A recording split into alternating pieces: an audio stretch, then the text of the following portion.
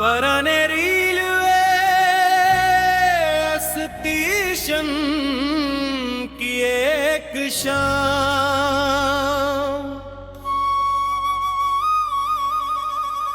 शहर के किनारे वाक वो पुराना रीलवे स्टेशन अब पहले जैसा मसरूफ नहीं रहा था।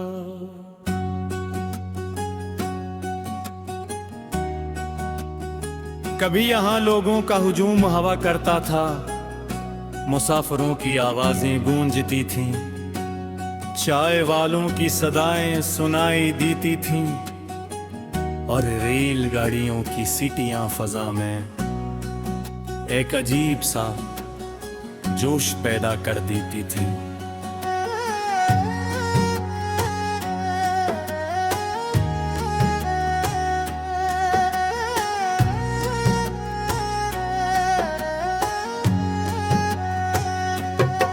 मगर वित्त के साथ नई लाने बंध गए, नए स्टेशन आबाद हो गए और ये पुराना स्टेशन आहिस्ता आहिस्ता खामोशी की आगोश में चला गया।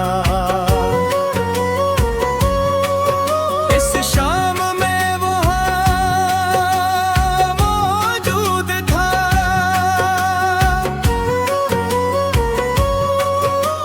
सूरज गुरूब होने के करीब फार्म पर लंबे साए फैल चुके थे और जंगालूद पटरियां शाम की मध्यम रोशनी में चमक रही। दूर कहीं एक परिंदा आवाज देता और फिर खामोशी छा जाती। मैं एक पुरानी लकड़ी की बेंच पर बैठ गया, मेरे सामने पटरियां दो रफ़क तक जा रही थी, मैं उन्हें देखता रहा। इन पटरियों में एक अजीब सी कशिश थी, वो हमेशा आगे जाती दिखाई देती थी, कभी पीछे नहीं मुड़ते। ये मंजर देख कर मुझे जिंदगी याद आ गई। इंसान भी वक्त की पिटरियों पर सफर कर रहा होता है। हम चाहे तो माजी को याद कर सकते हैं, मगर वापस नहीं जा सकते।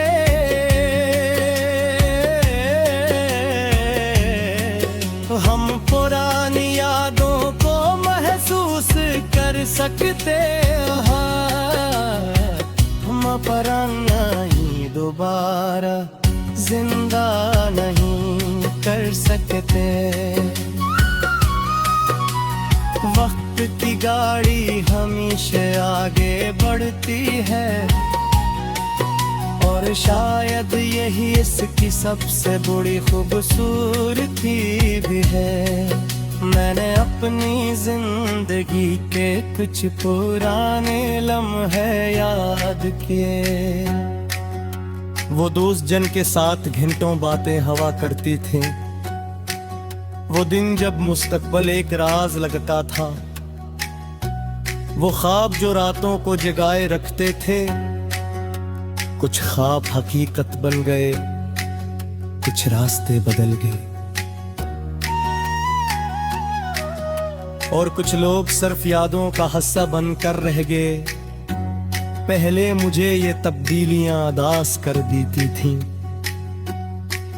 मगर आज उस पुराने स्टेशन पर बैठकर मुझे महसूस हवा के तब्दीली दरअसल जिंदगी की फतर थे।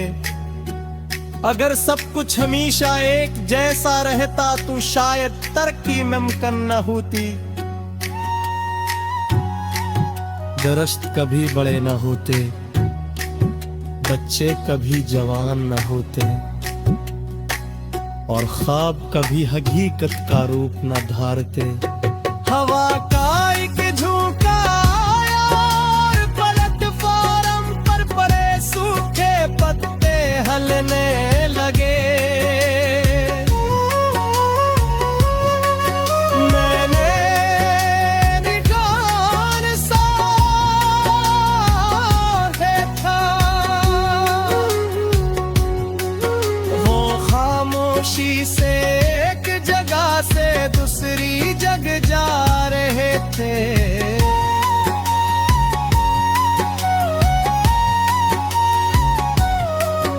इनके पास अपनी मंजिल था, गिनते ख्वाब नहीं था। मगर इंसान खुशकिस्मत है, इसके पास उनके ख्वाब की ताकत है। वो फैसला कर सकता है कि उसे किस समत जाना है, किस ख्वाब के पीछे भागना है, और किन चीजों को अपनी जिंदगी में अहमियत देनी है। यही आजादी इंसान की सबसे बड़ी जिम्मेदारी भी है, क्योंकि हर इंतखाब एक नई कहानी का आगाज बने जाता है। मन कुल फाड़न की दीवार पर लगा हुआ पुराना घड़ियाल देखा, इसकी सुइयां आस्ता आस्ता हरकत कर रही थी। वो मुझे